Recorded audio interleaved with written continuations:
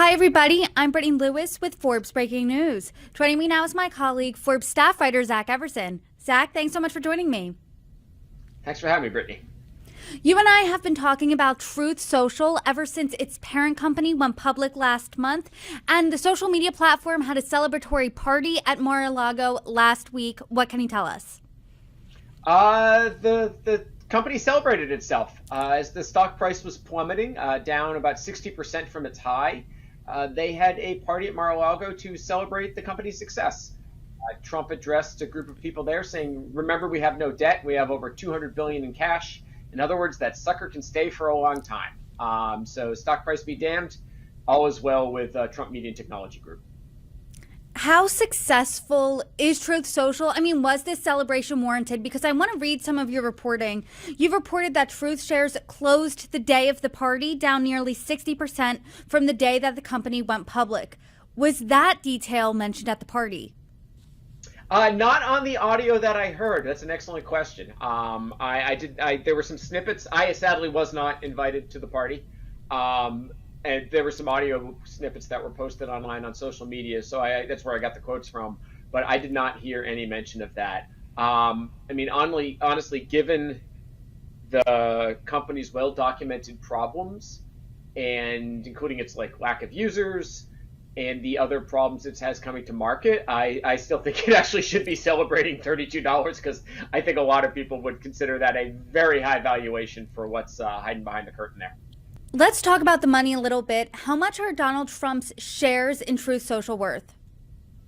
Last I checked, which would be Monday night, they were worth about $2 billion, which is good, but it's also far from the peak, which was about $6.3 billion just a couple of weeks ago. And we are seeing the stock price. Last I checked, it was going down today at Tuesday as well. So it's $2 billion in dropping. In a Forbes article, I don't believe it was your piece, someone described that as a, quote, bloodbath. Did Donald Trump, I know he didn't mention that at the party from your knowledge, but what else did he talk about while speaking and addressing the crowd at the Truth Social Mar-A-Lago party? So he boasted about Truth Social's ability to get his political messaging out there. And, in 2015, 2016, it was all about how Trump's business interests were not gonna interfere at all with his political ones. They would be separated. And now, that wall has been smashed like a Capitol window. And we're seeing just complete overlap of that. And Trump said that he's used Truth Social to endorse about 200 candidates. They've almost all won their races. He's only endorsing on Truth, exclusively on Truth. He hasn't won 100% of the races. He's working at about an 80% clip. But it was very much like this is a company that we can use to get our political messaging out there. How good of a vehicle is Truth Social at political messaging? Because when it was made, it was supposed to be almost like sold as a conservative Twitter. Twitter has millions upon millions of users. Truth Social, I believe, around 7 million. So how powerful is it? It's fine because everything he posts on Truth Social ends up on other sites. I mean, I have a Truth Social account. I don't check it often, but usually within 5 minutes of Trump posting a truth, as they're calling them, I know what it is because it gets picked up everywhere and shared. So Trump isn't hurting for a megaphone. He could be hand scrawling notes and somebody would be taking screenshots and they'd be going viral. So now let's take a wider look at this party. Who was on the guest list? Who was in attendance? There were a lot of executives from the company. Devin Nunes, the former California congressman turned CEO, was there. He spoke to the crowd. A few board members there. Linda McMahon, who had been the small business administrator in the Trump administration. Donald Trump Jr., Kash Patel, who had also been in the Trump administration, was there as well. Former board member and former Trump Golf Club manager Dan Scavino was there. And then there were some other kind of celebrities in Trump world. Lee Greenwood was there, John Voight, and Larry Elder, who had ran for governor of California as a Republican last time and who ran for president as well. Didn't do all that well this time because I actually forgot he had ran for president until I was reporting out this article. Aside from the very obvious Trump connection, was there a reason why Mar-A-Lago was picked for the venue?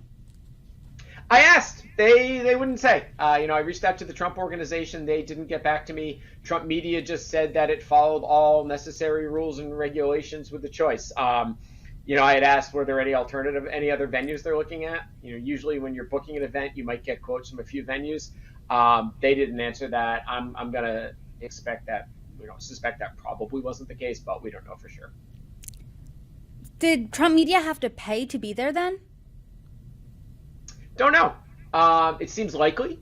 It seems like a really good revenue stream for the former president. He's not known for giving away things for free. He certainly charges his political committees and those of allies to use his businesses.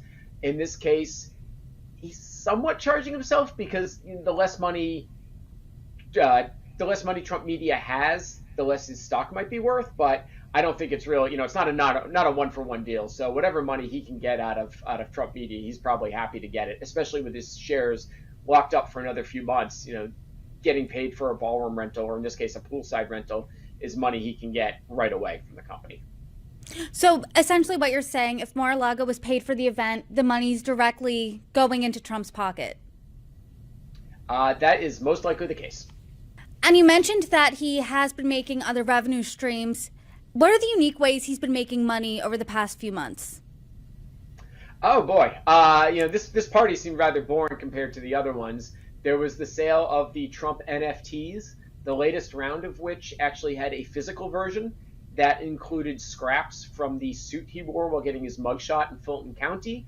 There were the Trump sneakers, the ones in gold that kind of looked like something Apollo Creed might wear or Clubber Lang might wear.